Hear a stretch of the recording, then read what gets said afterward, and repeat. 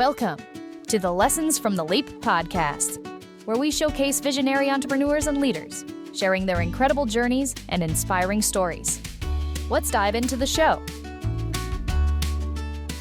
Hello, and welcome to the Lessons from the Leap. I'm your host, Ghazanfer Mansoor. On this show, I get to sit down with entrepreneurs, founders, and business leaders to talk about bold decisions, pivotal moments, and innovative ideas that shape their journeys. This episode is brought to you by Technology Rivers. At Technology Rivers, we bring innovation through technology and AI to solve real-world industry problems. We do this in two ways. First, by helping businesses streamline and automate their operations. And second, by partnering with startup founders, entrepreneurs, and product owners to create innovative software products from SaaS platforms to web and mobile apps. As a big part of our focus is healthcare, where we work with health tech companies to build secure and HIPAA-compliant products. If you want to learn more about us, head over to technologyrivers.com and tell us more about your product. Today, we are joined by Stavros Michailidis. Stavros, welcome to the show. Tell our audience, just give us your background, what have you achieved so far, and we can go from there. Hey, Ghazanfer, thank you for having me on the show. I really appreciate it. My name is Stavros Michailidis. I'm an entrepreneur. I've been an entrepreneur my whole life. I actually just got off the phone with someone. I said, when did you know you were an entrepreneur? And he said, when I was 6. And I think I was about the same way. It never occurred to me that you could do anything else. So lifelong entrepreneur, started many companies, failed a lot, succeeded some, enough, I guess. And I guess maybe some interesting things about me is I'm one of the few people in the world who has a degree in creativity and human creativity. It's kind of rare in the entrepreneurial community. And that really came from realizing that I tried to study business and I kind of said, yeah, this all kind of sounds logical and straightforward. I tried to study other things, but when I discovered the field of creativity, it was kind of like I found my tribe. I found my home. I found the people who like to do what I did, which was start things from scratch. And then once they were up and running and normalized, you kind of get bored if you're a real creative and you want to start something new from scratch. So I really like things that have beginnings, middles, and ends, and I've spent my life doing that. Oh, thank you. Degree in creativity.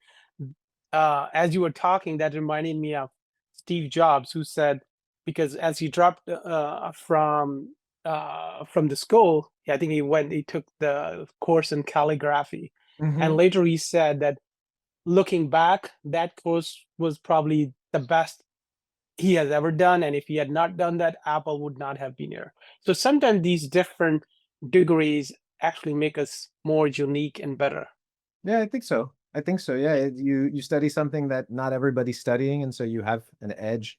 I often think about that because I'm just guessing, but I would guess that if any one of us put 20 hours worth of work in learning something that we don't normally know, we'd probably know more than 80% of the population on that topic. It probably does not take a lot of hours to learn more than 80% of the population.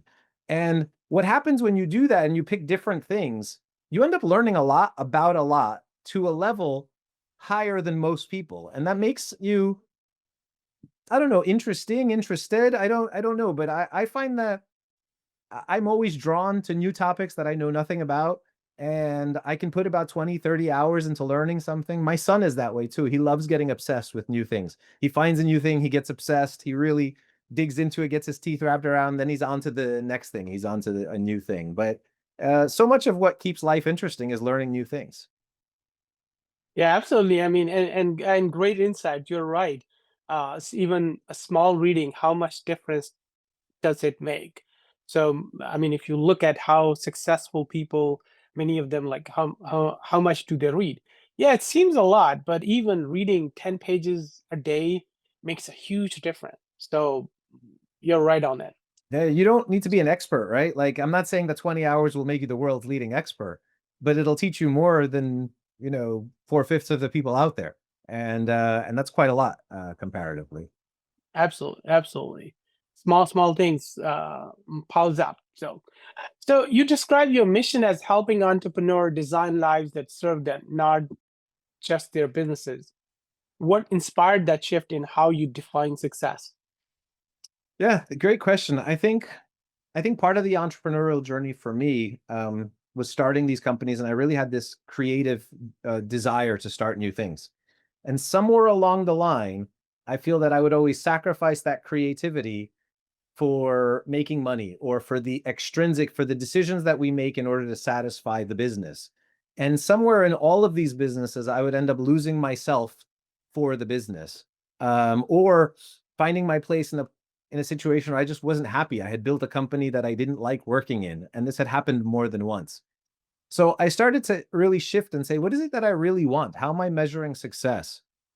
And is my behavior lining up with what I want? And so I want to spend more time with my family. I want to spend more time with my kids. I want to have love in my life. I want to feel healthy. I want to have vitality. I want to feel wealthy.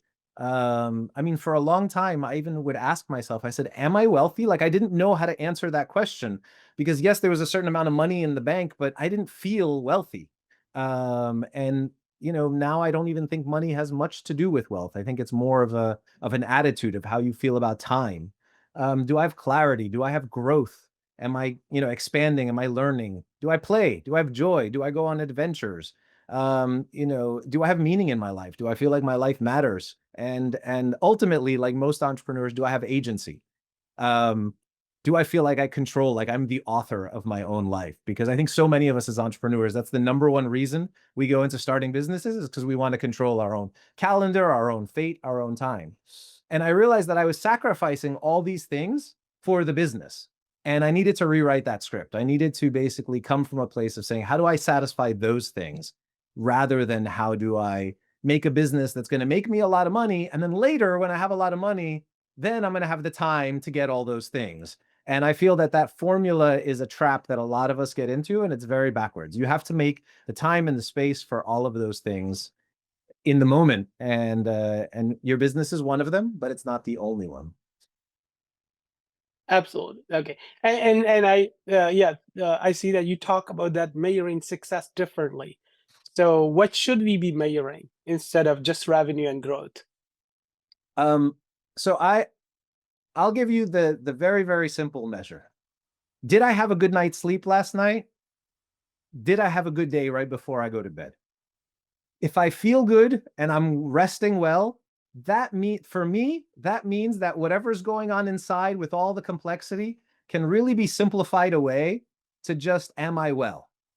And I know when I'm not well. When I wake up and I'm like, oh, I don't really want to do what's going on today, I don't feel well rested. Or when I'm getting to bed and my mind is still racing and thinking about everything I still have to do, I know that I'm not in the moment. I know that I'm not well. I know that I need to address something. Those buckets that I listed out before, those are usually what I try to address. Do I feel like a lack of connection is going on? Do I feel like I'm not healthy enough? Do I feel like I'm not playing enough? Do I feel like I'm, worried and anxious about money? So which of those things is it that's really bugging me? I then kind of identify it. And then I say, okay, what do I need to do about that to address that one issue and put it to bed? And it is hard. It is very, very hard. However, I've had a lot of years of practice.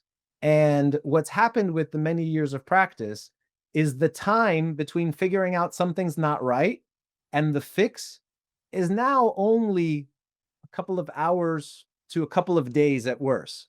Whereas earlier in my life, I could be in a funk for months and not get out of it and not know, you know what I mean? And so that practice of figuring out exactly what's wrong and how do I satisfy that, it gets easier with time. And like most things in life, it requires effort and practice and dedication. Yeah. Cool, cool, cool. So Routine Rebel, it's very intriguing name. Tell us more about it. And what does it represent for you personally? And what does being a rebel mean in the entrepreneurial world? Yeah. And what does that community stand for? I know I'm asking a lot of those questions, Yeah, no, it's great. but everything. I have a history of naming my companies as oxymorons. So two things that are opposite each other kind of smushed together. I had a company called Innovation Bound, which my brother now runs. No Innovation, which is the company that I have with two partners, KNOW, by the way, but that's a bit of an opposite. And then now Routine Rebel. And I think Routine Rebel can be interpreted two ways. One is rebelling against the routine, right? Just kind of breaking the status quo of doing the same thing the other day. And then the other one that it could be viewed at is being a rebel continuously, unlike that your routine is being a rebel. And I think both of those are true for me. I think I have a love-hate relationship with my routine. When I became a middle-aged man, there was nothing better than refining my routine. It became an art form. It's like, well, if I leave here 3 minutes earlier, and it's eventually I realized there was a bit of a sickness, but I do love to get a lot of things done. And having a routine is one way to make sure that you're getting a lot of things done. And at the same time, if you're living the same day over and over and over again, it gets a little boring and tedious. And so I also like to switch it up. So I have a bit of a love-hate relationship with my routine. I guess Routine Rebel at its core is an invitation. It's an invitation to people to say, what are you doing with your time? And is that what you want to be doing with your time? And if the answer is what I'm doing with my time is phenomenal and I love it, then keep at it. There's nothing much to change, right? But if the answer is, you know what, I don't like how I'm using my time. I don't feel like I'm getting the fulfillment I want out of life with the way I'm using my time. I think that's the opportunity to change what it is you do, because ultimately, if you're complaining about the results, in some way or form, you created those results. And even if you didn't create them, you have to make it your responsibility to change your behavior if you hope to get different results. So at the end of the day, it's an extreme ownership of one's self-satisfaction, quality of life, wellness. Cool. Yeah, thanks for sharing. Uh, you also helped co-found the New York Says Thank You Foundation, which supported disaster recovery efforts after 9/11. How did that experience shape your outlook on service and purpose-driven work? So the New York Says Thank You Foundation was an effort started by a gentleman named Jeff Parness. And I was actually running a construction company, and Jeff was a former client. And Jeff called me up and he said, I'm watching CNN with my son, and there's a little girl, and she's in her Halloween costume, and she's doesn't have a home. And so this was, just to give you a time frame, this was like maybe early November. So the fact that this little girl was still wearing her Halloween costume, it made his son ask him the question. Said, Daddy, why is this girl still, why is she still wearing her Halloween costume? He said, well, her house burned down, and this whole area, there was these wildfires, and a lot of people lost their homes. And the little boy said, well, what if we send some toys and some clothes to our aunt who lives nearby? Can she give them to this little girl?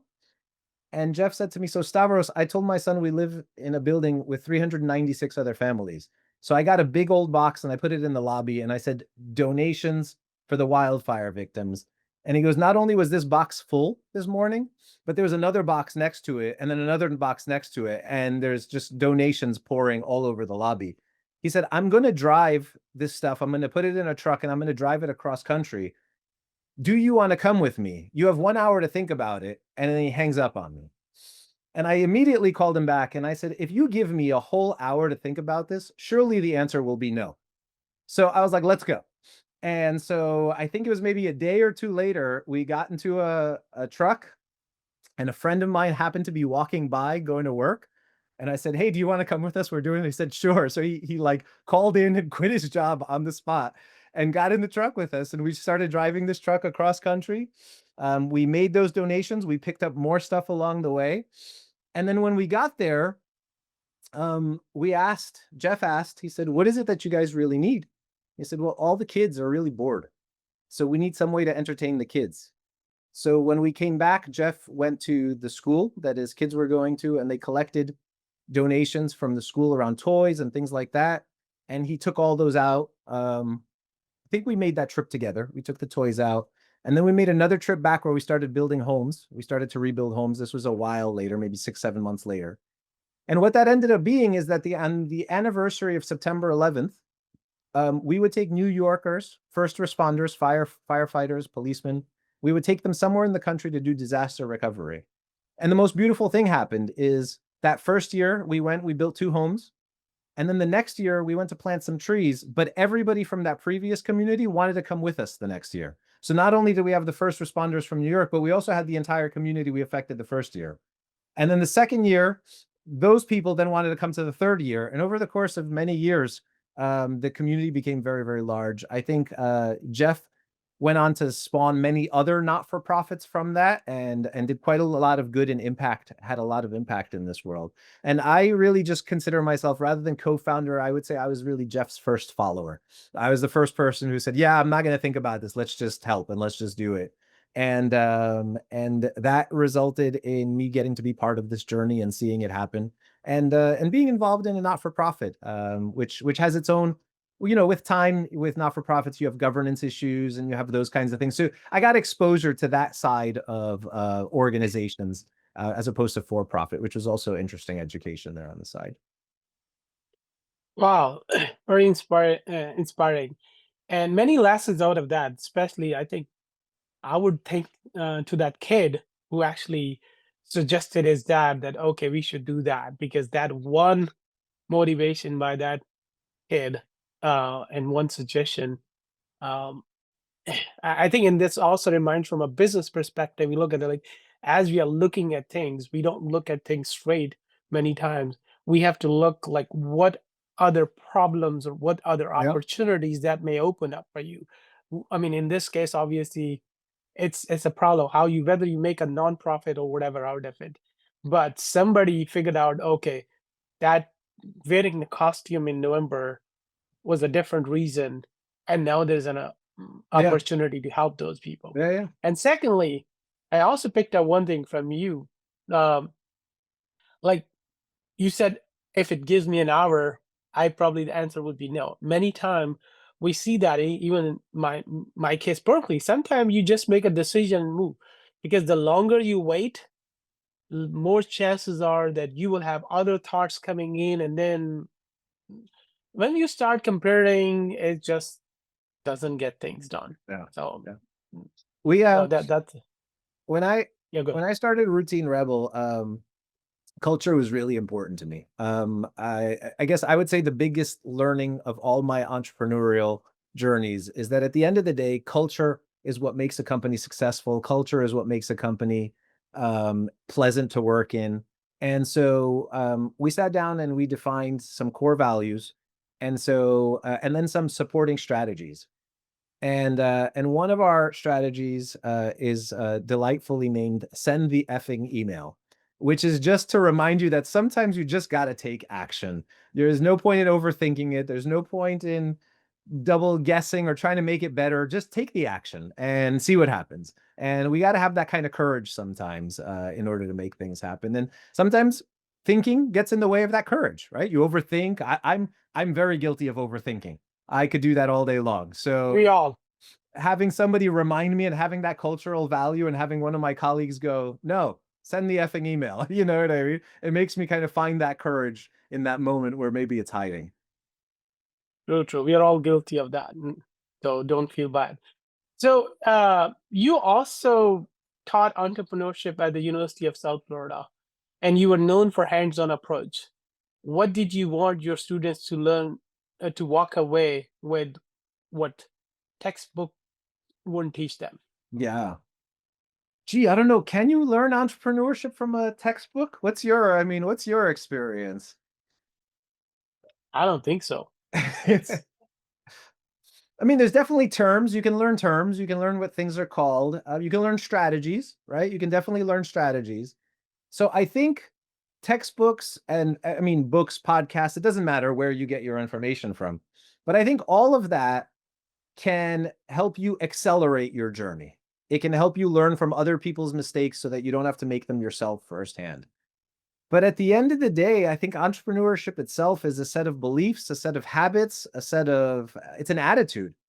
And what I really wanted my students to believe was that it was possible, that you can go and start a company. Your only choice is not to go and get a job, right? You can, and especially while you're in college, while your next 3 or 4 years are taken care of, that's the time to try to build something, to see if you can get something off the ground. And so I remember I taught several classes. One of them was called New Venture Creation. And the very first semester I taught new venture creation, I said, okay, as part of this class, we're going to start businesses and we're going to split into teams of 4. And whichever team makes the most money is going to get A's. Whichever team gets the next most. And I was just like, your grades basically depend on how much money you make. And these kids were in shock. They did not understand that their grade would actually be dependent on a real world outcome. And they pushed back and they fought. And at the end of the day, they did it. And a lot of them made money and a lot of them didn't. But they all learned really important lessons. I didn't fail anybody who gave it their honest, best effort. But there were winners. There were people who got A's because they outperformed.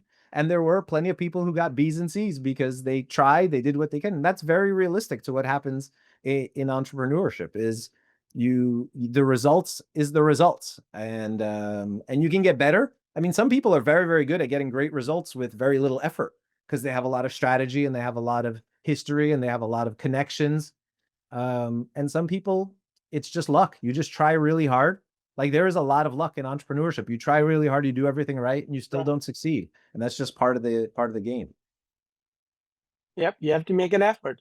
Yeah. And one also thing I realized that, and it's same for everybody, you gradually find yourself. So many, I think with this opportunity, I'm sure there'll be some people who didn't think that they could be an entrepreneurial because you have certain natural skills, but you never open it because you were pushed into that. And many people just go to schools to study something because there are more opportunities, their parents are pushing them, their circle is, but then realizing later on, okay, really, that's not what I really. How many people go back and reflect? So sometimes these opportunities just give those people opportunity to open up and figure it out. Oh, this is something I enjoy. I'm really proudest that I'm still friends with many of those students, and they are actual entrepreneurs running real businesses. There's entrepreneurs in there who have had 7-figure exits. There's entrepreneurs in there who have failed and learned a lot and tried again in new businesses. And there's a lot of them in there that run businesses that are growing slowly and steadily. So I think that's what I'm proudest of is those kids, you know what I mean? Those young adults who went on to succeed, who actually made use of the knowledge. And I really don't think like a textbook, I gave them the right answer, right? Like we're saying that that's not possible. I think all I did was encourage them and give them the opportunity to experiment and prove for themselves, to themselves, that they had it in them to do what needed to be done. And so I'm That's very, very proud of all of entrepreneurship. them. That's entrepreneurship. Go figure it out. Yeah. Yeah. So if you could go back, go and give your young entrepreneurial self one piece of advice before all the ventures, teaching, and boards, what would it be? If I could give myself one piece of advice before when? If you could give yourself one piece of advice before all the ventures, teaching, boards, activities that you've done, what it would be?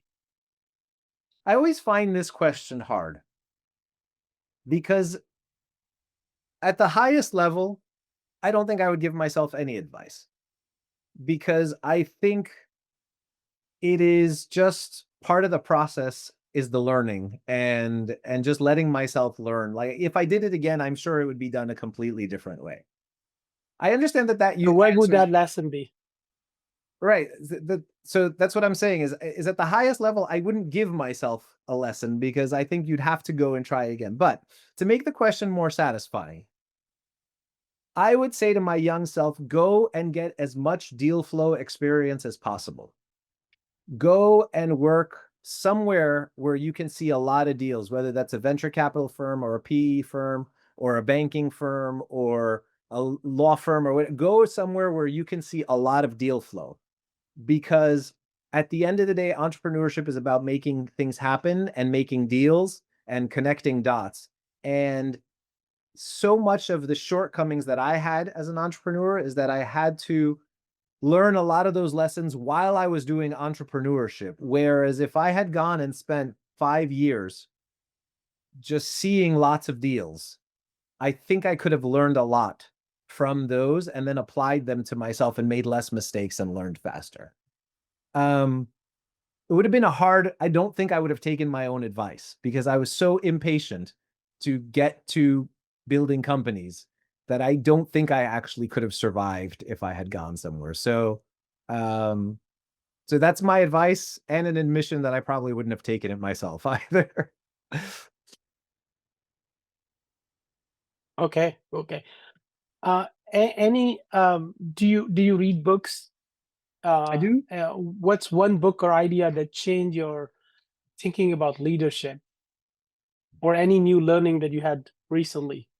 So two books that I read recently that stand out to me were Die with Zero and 4,000 Weeks. And maybe an interesting, and they both have some similarities, but maybe an interesting lesson learned from 4,000 Weeks is that there's so many things that are optionality, I guess is what I'm after. Like money, all of these things have optionality with them where they can be infinitely transformed into whatever you want. And so your goal becomes to get them. And you figure when you have enough of them, you can go and get whatever else it is that you want. And I feel that kind of distorts reality. I feel like that's a formula for unhappiness. And I think those are some of the books that gave me permission to really embrace not pursuing money as a primary motive and being, I mean, I had already kind of embraced this approach, but I think what these books did for me is they normalized it. They took it from something that I just kind of felt and I thought I knew to somebody else had actually put words to those feelings and said, you know, you don't have to follow the standard advice and take all your money and put it into a 401k and spend it one day and then leave, you know, an estate and do the following things for taxes. And you don't have to spend the first 40 years of your life doing X, Y, and Z. And so it's okay to go completely out of order and do the things you want to do now. So even though I felt that way, these books helped me normalize it. Another good set of books are by Mickey Singer, The Surrender Experiment and The Untethered Soul. And I would read them in that order. The Surrender Experiment's the story of his life. And he talks about how letting go and just kind of giving into the flows of life led him to have his success, which was a very inspiring read. And then followed by The Untethered Soul. I believe it's called The Untethered Soul, which is a bit of his philosophy about how you get there. I don't know. I liked reading the story first because that provided the inspiration. And then the framework followed after, and that helped me kind of internalize it and make it my own a little bit and use it. But those are some practices that I really hold to, which is that it was the hardest lesson for me to learn as an entrepreneur was to let go of control. And what did it for me is gratitude, because I realized that 99.9% of the things that I was extremely grateful for in my life, I was not actually controlling. My health, my children, like all of these, so much of what I was just lucky enough to be surrounded by was out of my control. And I would spend much more of my time worrying about the small, tiny thing that I thought I had a lot of control over.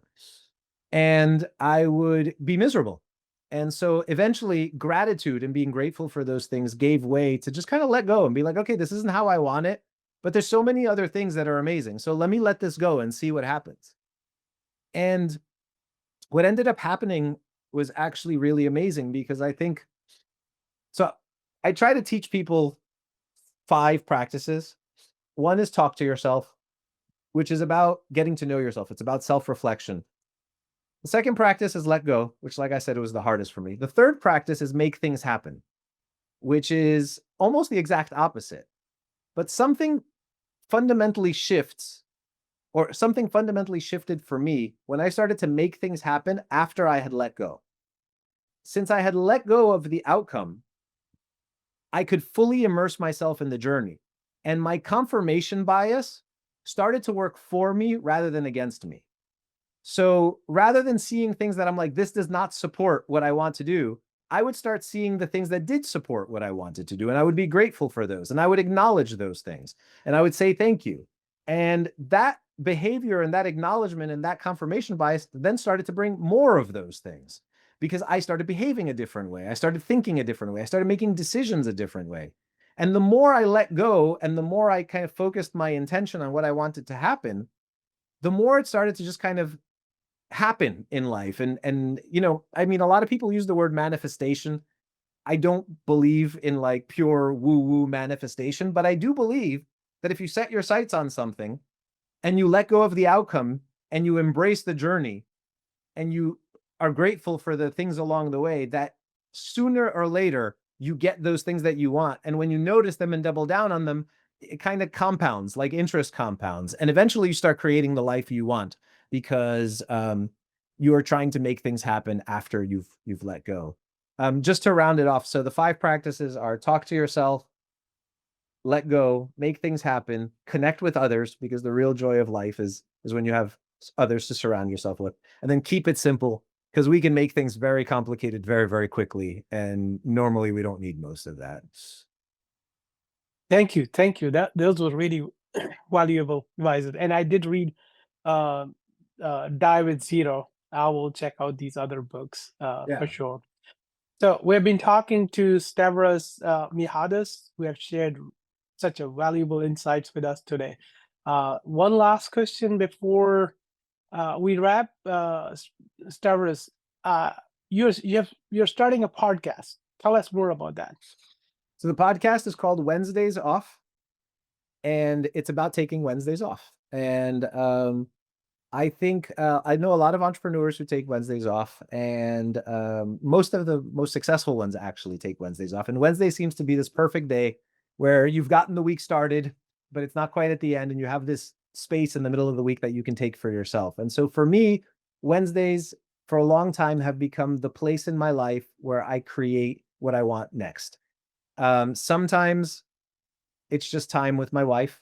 Sometimes it's just time at the gym. Sometimes it's planning my next business or whatever it is. But that space on Wednesday is entirely for me in order to get more of what I want in life. And so the Wednesdays Off podcast, people don't have to take Wednesdays off. I could make an argument for why I think that's a good day, but it's basically a podcast that will allow people to give themselves permission to pursue what they really want in life. And I want to do that by focusing on a lot of the lies that we tell ourselves and the things that we believe to be true and the stories we tell ourselves. And I want to help people break those. And so I'm hoping to bring guests on that pick one of those areas, one of those lies, and then walk people through what are the patterns. How do what is it what's the pain point that they're going to recognize? How are they actually creating that? How is that becoming a self-fulfilling prophecy? And they're creating that pain point in their life. What's that pattern look like? And then what is the permission they need, both emotional and cognitive, in order to get past that and give themselves permission to behave a different way? And then how do they start to implement that? What's the practice? How do they start to make that part of their life, part of their journey?